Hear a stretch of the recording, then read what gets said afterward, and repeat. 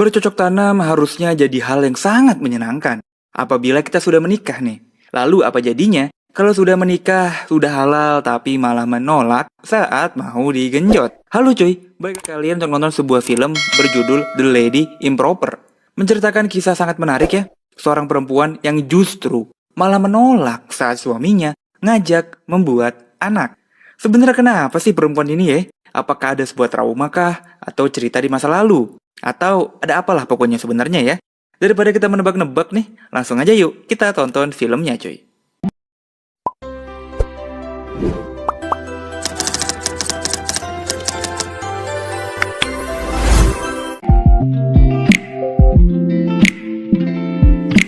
Tokoh utama di film ini adalah seorang janda bernama Siuman. Iya cuy, namanya Siuman.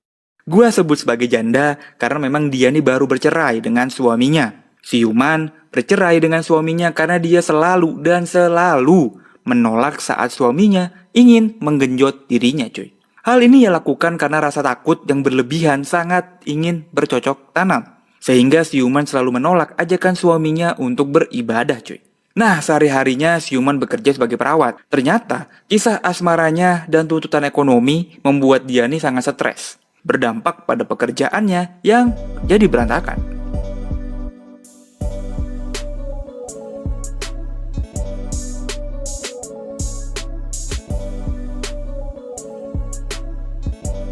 Akhirnya bos di kantornya meminta Siuman untuk mengambil cuti untuk menenangkan pikirannya. Ya udah, hal ini dipakai Siuman untuk mengunjungi ayahnya yang kebetulan ayahnya sedang ulang tahun. Ayah Siuman mempunyai sebuah rumah makan.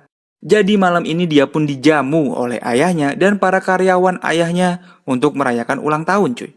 Di saat makan bersama, ayahnya pun menyinggung bagaimana hubungan Siuman dan suaminya. Tentu sebagai ayah, ia sangat berharap segera mendapat cucu. Ternyata, Siuman menutup rapat-rapat masalah rumah tangganya pada ayah dan keluarga yang lain. Jadi keluarganya ini nggak tahu cuy kalau Siuman udah pisah sama suaminya. Selain itu, ayah Siuman juga menyinggung gajinya Siuman yang sangat kecil. Sehingga dia jadi kesel cuy sama ayahnya. Saat Siuman mau pergi, dia nggak sengaja menjatuhkan sebuah mainan yang bisa bergetar cuy. Dan membuat seluruh orangnya jadi salah fokus. Di sini ayahnya pun langsung tahu kalau rumah tangga Siuman sedang tidak baik-baik aja. Ayahnya pun bertanya pada Siuman apa yang sebenarnya terjadi cuy. Bahkan ayahnya memarahi Siuman karena membuat ayahnya malu dengan membawa mainan geter-geter ini cuy. Siuman pun malah jadi emosi, dia pun mengeluarkan semua unek-uneknya kepada ayahnya ini, lalu dia pun pergi dari ayahnya.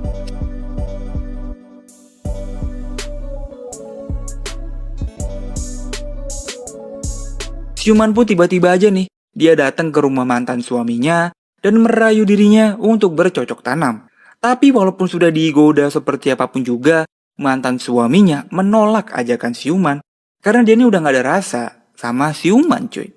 Makin runyam karena Siuman dapat kabar kalau ayahnya tiba-tiba terkena serangan jantung. Jadi ayahnya ini akan diusir oleh tuan rumah pemilik rumah makan yang selama ini jadi sumber penghasilan keluarganya. Karena ayahnya Siuman tidak mampu membayar sewa selama berbulan-bulan. Ayahnya jatuh sakit dan dia harus menghadapi tuan tanah yang mukanya songong banget cuy.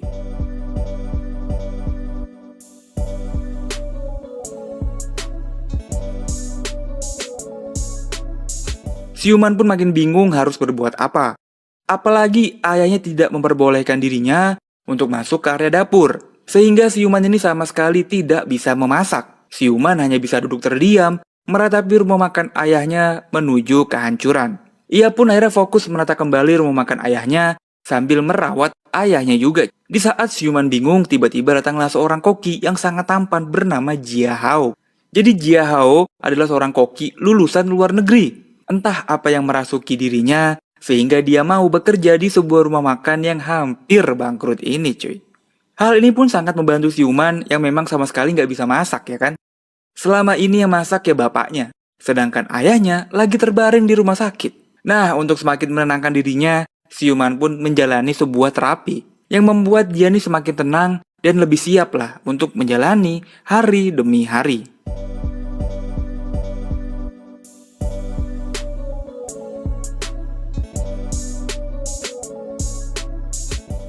Setelah itu Siuman tidak sengaja bertemu dengan teman SD-nya yang sekarang berprofesi sebagai penari tiang. Itu loh cuy, yang nari-nari sambil pegangan tiang. Nah, temannya ini mengajak Siuman untuk mampir dan belajar menari. Lumayan cuy duitnya, kata temennya nih ya.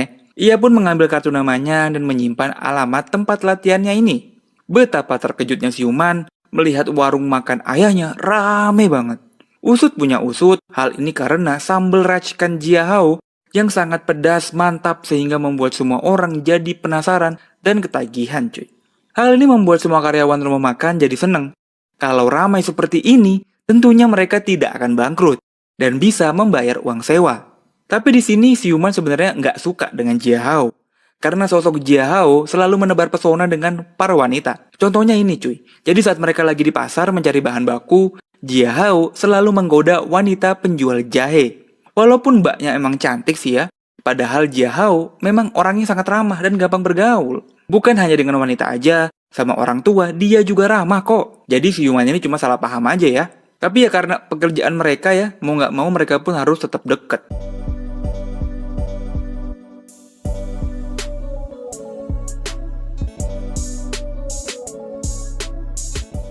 Diam-diam juga Siuman selalu memperhatikan Jiahao yang juga suka membantu, ringan tangan dan suka menolong.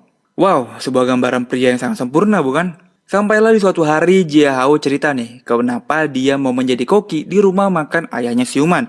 Jadi rumah makan ayahnya Siuman adalah tempat favorit bagi orang tuanya saat berpacaran dulu. Di sanalah orang tuanya Jiahao selalu menghabiskan waktu bersama dan makan bareng.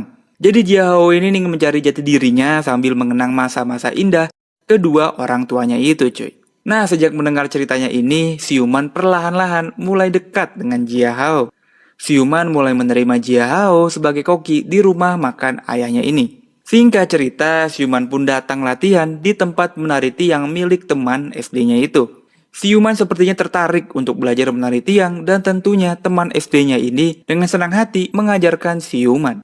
Sepulang dari latihan, Siuman gak sengaja melihat Jiahao sedang bermesraan dengan mbak-mbak penjual jahe yang di pasar itu cuy. Berawal dari pijit-pijit manja, Jiahao tidak menyia-nyiakan peluang untuk menggasak mbak-mbak ini. Wah ternyata, satset-satset dia menjadi koki bergerak genjot mbak-mbak penjual jahe cuy. Nah Siuman pun mengamati setiap gerakan yang Jiahao lakukan. Hasrat bercocok tanamnya pun pelan-pelan mulai muncul. Tapi ia sadar kalau dia ini udah gak punya suami. Hari-hari berlalu ia pun mulai datang latihan menari tiang dan disambut oleh temannya dengan sabar mengajari Siuman. Seperti kebanyakan wanita, Siuman pun menceritakan masalah yang ia hadapi kalau dia ingin merasakan sentuhan pria lagi. Nah teman ini pun menyarankan Siuman untuk mencoba mencari pacar lewat aplikasi kencan online.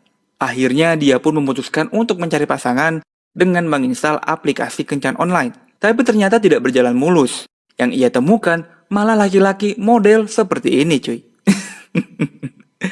Karena frustasi Siuman pun melampiaskan kekesalannya dalam dapur. Dia campur-campur tuh semua bahan baku yang ada dan masak tidak karuan. Sampailah datang Jiahao menenangkannya untuk tenang dan jangan masak membabi buta. Karena terbawa suasana, Siuman pun mulai merasa nyaman saat dipeluk Jiahao. Dan dia pun mengizinkan Jiahao untuk jadi orang pertama yang bercocok tanam dengan dirinya cuy. Akhirnya penantian panjang Siuman berakhir, seorang koki lulusan luar negeri jadi orang pertama yang berhasil menjebol segel suci milik Siuman. Senyum bahagia dan lega termampang nyata di wajahnya Siuman cuy. Nah dari kejadian ini Siuman pun makin ceria. Lebih banyak senyum, lebih ramah, pokoknya jadi makin bahagia lah. Begitu juga dengan hubungannya bersama Jiahao. Siuman yang sekarang berbeda 180 derajat dari sebelumnya. Mereka pun sering menghabiskan waktu bersama, bersenda gurau bersama, pokoknya bahagia banget cuy. Ketika seorang wanita menjalani kehidupan yang sangat berat, bisa menemukan seorang laki-laki yang membuat dia kembali tersenyum. Tapi semua itu berubah ketika Siuman menangkap basah saat Jiahao berduaan dengan mbak-mbak penjual jahe kemarin. Padahal mereka berdua mah lagi nggak ngapa-ngapain. Mbak-mbak ini cuma nganter pesanan doang gitu kan. Tapi Siuman sudah salah paham. Dia mengira Jiahao adalah seorang fuckboy dan dia hanya menjadi korban keganasan Jiahao aja. Jadi semenjak kejadian itu Siuman dan Jiahao kembali jaga jarak. Nah di saat inilah seorang pria bernama Ahim mencari peluang. Dia pun pelan-pelan mendekati siluman, sampailah ia memberanikan diri untuk mengajak siluman pergi kencan. Gak tanggung-tanggung cuy, Ahim ngajak siluman pergi kencan di depan Jiahao. Mantap. Walaupun Jiahao terlihat sangat cemburu, tapi siluman mah gak peduli. Siluman dan Ahim pergi berkencan, mereka nonton bioskop dan saling mengenal lebih jauh. Sampailah siluman mengajak Ahim nonton siluman saat melakukan tari tiang cuy. Ahim adalah pria culun paling beruntung. Dia melihat tubuhnya siluman yang sangat mempesona, aduhai. Dengan rasa percaya diri siluman berlenggak-lenggok, sedangkan Ahim hanya bisa menelan ludah. Namun karena gak kuat iman, Ahim justru malah kabur dari sana. Nah, siluman pun kebingungan, dia pun lagi-lagi dibuat sakit hati oleh seorang pria.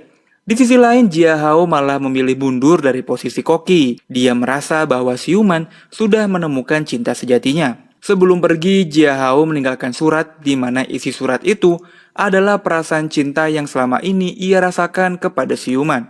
Jiahao benar-benar jatuh cinta kepada siluman, tapi siluman salah paham dan salah mengartikannya cuy. Selain meninggalkan surat untuk siluman, Jiahao juga berpamitan pada ayahnya siluman. Dia berterima kasih karena sudah diberikan kesempatan bekerja pada rumah makan miliknya. Selain itu, Jiahao juga menuliskan semua resep masakan supaya siluman bisa belajar dan menggantikan posisinya sebagai koki. Siluman pun belajar memasak dari buku itu, tapi air matanya terus menetes. Karena sang pujaan hati, yaitu Jiahao, sudah pergi entah kemana. Akhirnya dari semua kisah asmara yang ia lalui ya, siluman pun sadar bahwa ia harusnya lebih bersyukur. Makanya ia pun sangat bersyukur dengan memiliki seorang ayah yang masih ada di sisinya sampai saat ini.